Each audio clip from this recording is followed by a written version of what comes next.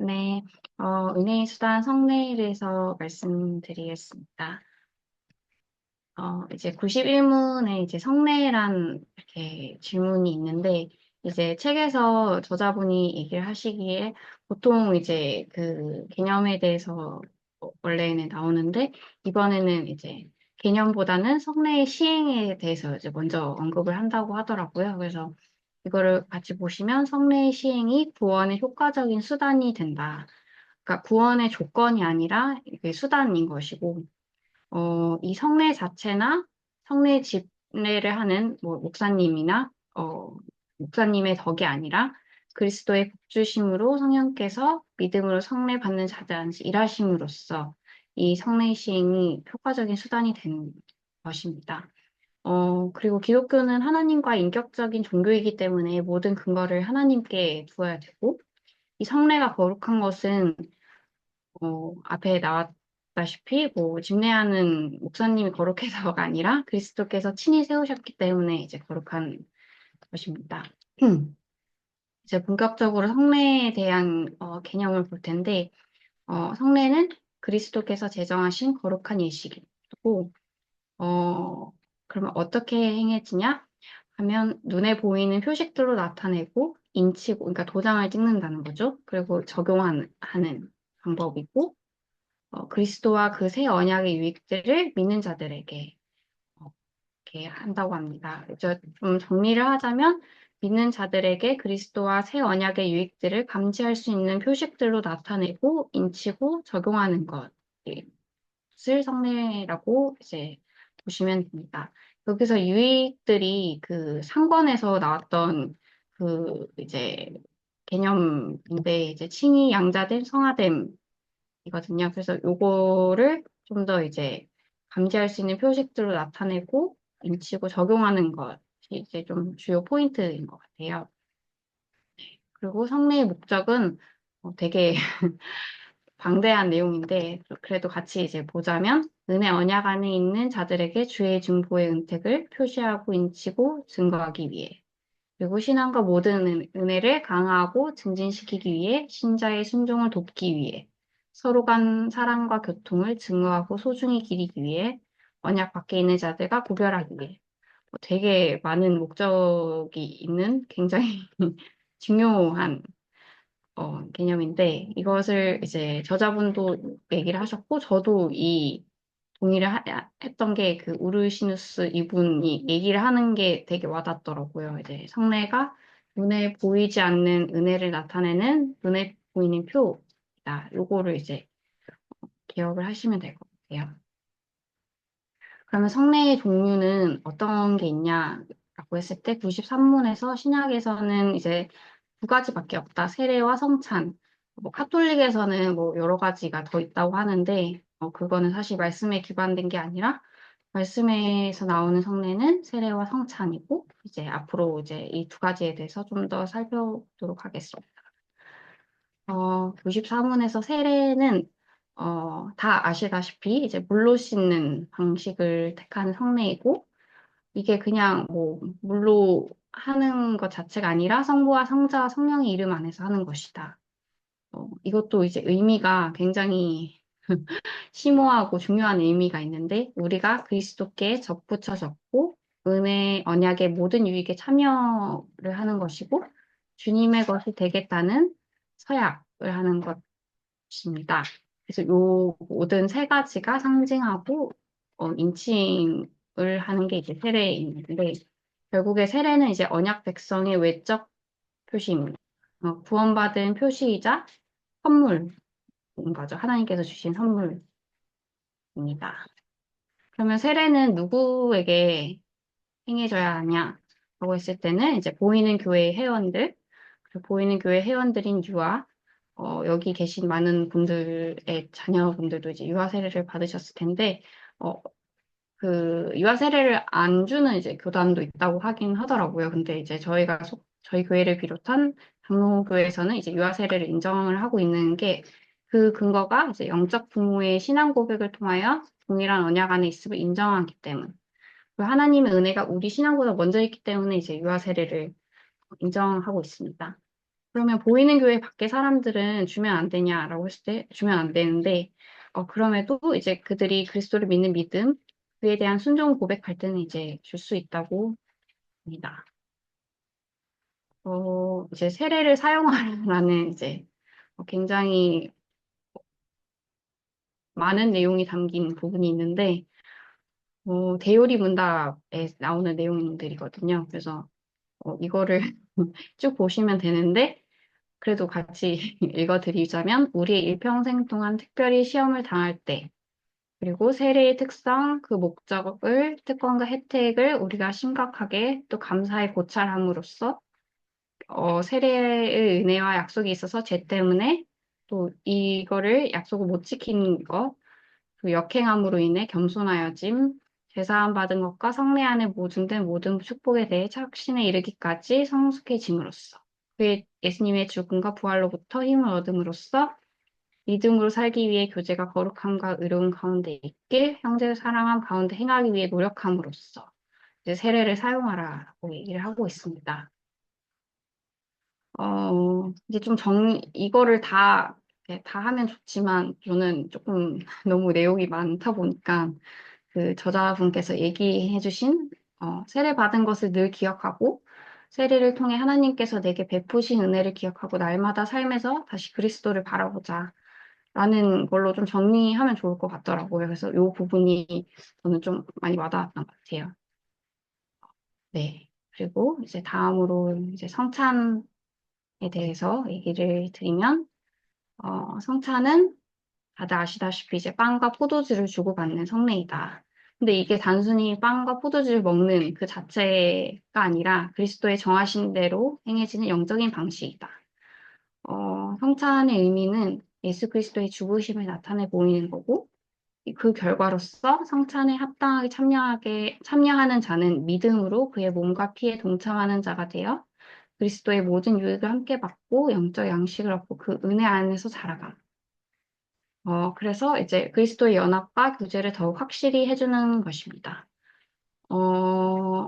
이제 성찬에 대해서 저도 이제 그 잘못된 개념 세 가지가 이제 책에 나오는데 저도 그냥 단순히 기념하는 걸로 생각을 했었거든요. 근데 그게 아니라 어, 이제 영적인 것이다라고 하면서 조금 새로 알게 된 부분이고 이제 마지막 부분에 이제 그 내용이 정리되어 있는데 성찬을 시행할 때 그리스도께서 영적으로 임재하심을 고백하고 단순히 기념하는 것이 아닌 우리에게 실제로 그리스도의 유익을 주는 은혜의 수단이자 그리스도께서 정하신 거룩한 규례입니다. 성찬이 이렇게까지 중요한지 잘 몰랐는데, 네, 이번 그 발표를 준비하면서 좀 이렇게 더 알게 됐었던 것 같아요. 네. 그러면 이제 성찬에 대한 합당한 참여에 대해서 97문에서 이렇게 나오고 있는데, 그럼 성찬을 어떻게 참여를 해야 되냐라고 했을 때는 주님의 몸을 분별할 수 있는 지식이 있는지, 요거는 이제 뒤에 세례와 비교해서 이제 성찬은 어느 정도 자신을 분별할 수 있는 나이가 되어야 참여를 할 수가 있잖아요. 그거랑 연결이 되는 것 같아요. 그리고 두 번째로는 주님을 양식으로 삼는 믿음이 있는지, 회개와 사랑과 새로운 순종함이 있는지 스스로 살필 수 있어야 한다. 그래서 또 만약에 우리가 합당하지 않게 와서 자신에게 임하는 심판을 먹고 마시지 않기 위해 이렇게 스스로 살펴야 된다라고 얘기를 하고 있는데, 이 자신에게 임하는 심판을 먹고 마시지 않기 위해 이 부분이 이해가 좀 잘 안 되더라고요. 무슨 말인지 잘 모르겠어서 오히려 그거를 근거로 이제 한 그 말씀을 읽으니까 조금 더 이해가 되는 것 같아서 말씀을 가져왔는데 고린도후서 11장 28절에서 29절인데 사람이 자기를 살피고 그 후에야 그 떡을 먹고 이 잔을 마실지니 주의 몸을 분별하지 못하고 먹고 마시는 자는 자기의 죄를 먹고 마시는 것이니라. 그래서 요 구절을 보시면 조금 더 이해가 쉬운 것 같아요. 네. 그리고 성찬 전, 성찬할 동안, 성찬 끝난 후에 우리의 자세에 대해서 또 이제 얘기를 하고 있습니다. 엄청 굉장히 많은 내용이 그 대요리 문답에 있는데, 이거를 막 다 적을까? 사실 엄청 많이 적었는데도 빠진 부분이 있거든요. 그러면 이제 책을 보시면 될 것 같고, 일단 우선적으로 성찬 전에 우리 자세를 보시면, 어, 굉장히 많은 이제 부분이 있는데, 뭐 그리스도 안에 우리가 있는지, 우리의 죄에 대해서 살피고, 우리의 부족함을 보고, 뭐, 형제에 대한 사랑을 보고, 뭐, 등등등 여러 가지가 있는데, 이거를 스스로 살피고, 묵상하고, 기도를 해야 된다고 합니다. 근데 이거를 딱 보면, 뭐, 다른 분들은 모르겠지만, 저는, 그럼 나는 이거는 안 되겠, 성찰 받으면 안 되겠는데? 라는 생각이 들더라고요. 근데 그게 아니라, 부족한 사람도 참여할 수 있다. 그리고 오히려 해야 된다. 약하고 부족할수록 더욱 적극적으로 참여해야 되고, 사실은 이제 하나님 보시기에 우리가 이제 하나님 은혜로 이제 성찬을 받는 거잖아요. 그래서 합당하고 이게 하나님께서 주신 선물이고, 우리가 정말 뭘 너무 잘해서가 아니라, 하나님께서 주신 선물이기 때문에 우리가 이제 성찬을 받을 수 있는 것 같아요. 네. 그리고 이제 성찬을 하는 동안도 요거랑 이제 비슷한 결로 거룩한 경외심과 조심스러움을 가지고 부지런히 성례의 요소 및 행동을 지켜보고 주의 깊게 주님의 몸을 분별하고 사랑을 다해 그의 죽음과 고난을 묵상을 하면서 이제 성찬을 해야 된다고 합니다. 그동안에 저의 성찬 을 했던 그 자제를 생각을 해보면 매우 반성이 많이 되는데, 앞으로 이제 사실 영화부에 있으면서 성찬 받으면은 이게 쉽진 않겠지만 조금이라도 이제 생각을 할 수 있으면 좋을 것 같다는 생각이 들더라고요. 그래서 이렇게 함으로써 자신들 속의 은혜의 역사가 강하게 나타나게 해야 한다라고 합니다.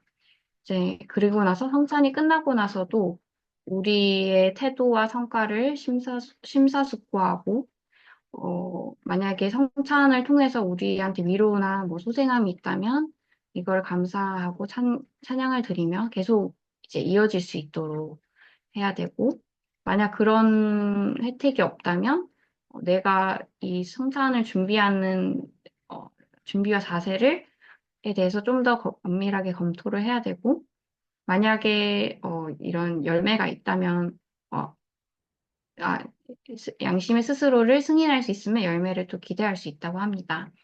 근데 뭐 여러모로 또 여기도 비슷한데 실패를 했으면 겸손하고 그럼에도 또 참석을 해야 된다라고 하며 이제 그 성찬을 엄청 대우리 문답에서 엄청 강조를 하고 있더라고요.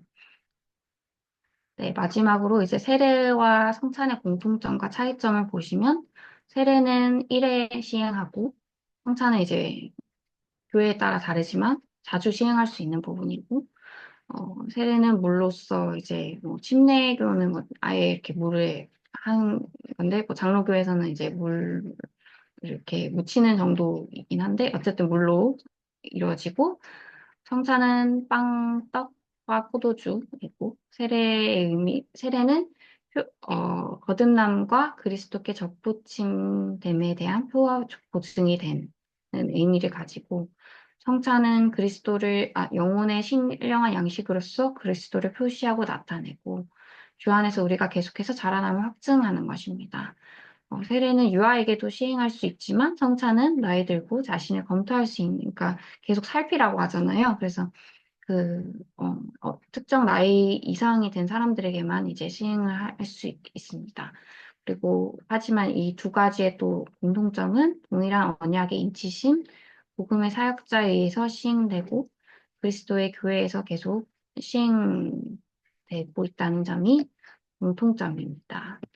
네, 이상으로 발표를 마치고 조금 더뭐 세례와 성찬에 대해서 이제 개인적으로 좀 나눠보자면 성찬에 대한 그 중요성은 계속 말씀드렸다시피 별로 저도 중요하게 생각하지 않고 기념하는 거다라는 그 수준에서만 머물렀는데 그걸 넘는 매우 심오한 의미와 중요성을 알게 된 것 같고 세례는 저는 원래 이제 모태신앙에서 유아 세례를 받았고 고등학교 때 이제 입교를 했는데 그때 제가 기숙사 고등학교를 다녀가지고 저희 학교에서 이제 선배들부터 대대로 가는 이제 교회가 있었는데 되게 작은 교회였거든요. 근데 이제 목사님께서 입교를 무조건 거의 해야 된다는 식으로 얘기를 하셔가지고 얼떨결에 입교를 했는데 좀 아쉬움이 있는 것 같아요. 이 세례에 대한 그 중요성과